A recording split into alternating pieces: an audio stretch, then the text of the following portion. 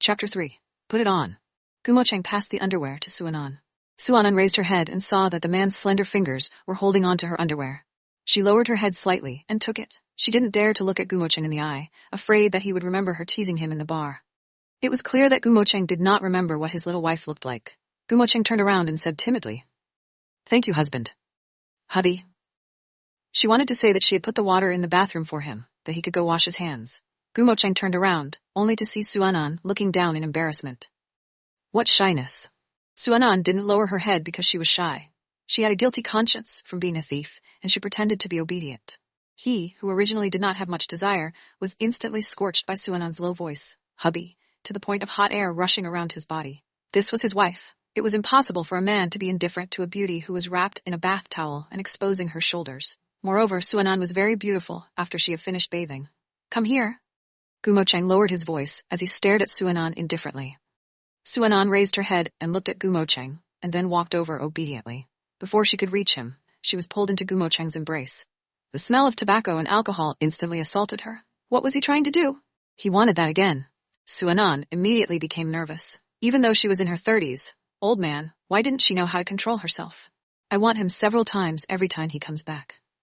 Gumo Cheng saw that Suanan was lost in thoughts, so he grabbed her waist and lowered his head to kiss her. The kiss was so hot that it made Suanan's mind go blank. Although they had already been intimate before, and Gumo Cheng's skills were not bad, he was also gentle and patient with her. But when Suanan was touched by his hands, her entire body tensed up, and she was still not used to it. She wanted to run, but couldn't. Since she had chosen to marry Gumo Cheng in place of Su Zihan, she had no other choice. No matter what kind of man Gumo Cheng was, whether he was nice to her or not, before he grew tired of her, she'd have to obediently be his wife. "Good girl, exhale."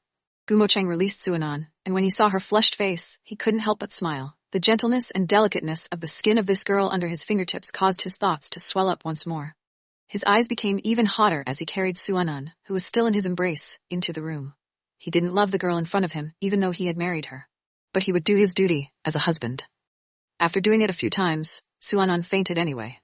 The old man was full of energy, and every time she was tormented, she would become extremely exhausted. Early in the morning, Gumo Cheng was already gone, but she was woken up by Su Hua's phone call. The Su family was considered to be a wealthy class in the Peace City. Over the past 30 years, Su Hua and Suanan's mother had fought their way to the top of the Sus and slowly gained a bit of status in the Peace City. Of course, compared to a famous family like the Gu family, the Su family was nothing. In Peace City, if Gumo Cheng shook his feet, the entire city to shake.